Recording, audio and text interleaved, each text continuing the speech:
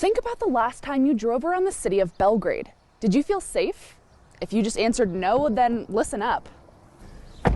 The city is implementing a safety action plan aimed at improving transportation safety in the greater Belgrade area, and they're asking for your input.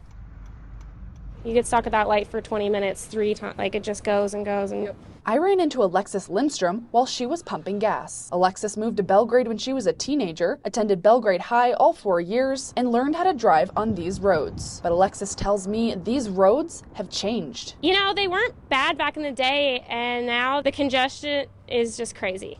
I asked if Alexis feels unsafe driving around Belgrade. I wouldn't say unsafe. I would say more impatient.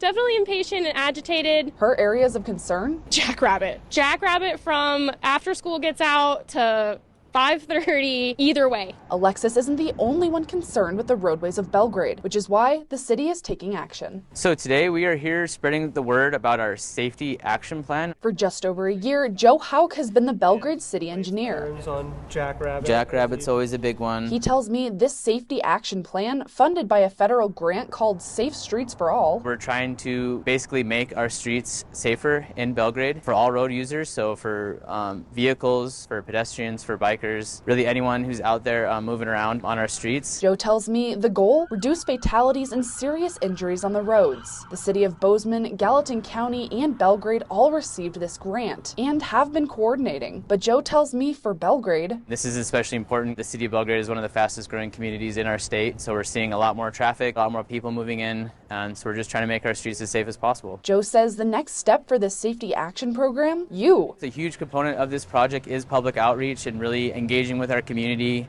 hearing their opinions. Which is why Joe and his team held a pop-up stand outside of Albertsons in Belgrade Wednesday afternoon. And don't worry, if you weren't grocery shopping Wednesday afternoon, you can still share your thoughts, either at their open house this Thursday at Belgrade City Hall or through their online surveys. I think Belgrade has needed this for quite a few years now, an improvement in road safety, because we're growing so rapidly. In Belgrade, Cassidy Powers, MTN News.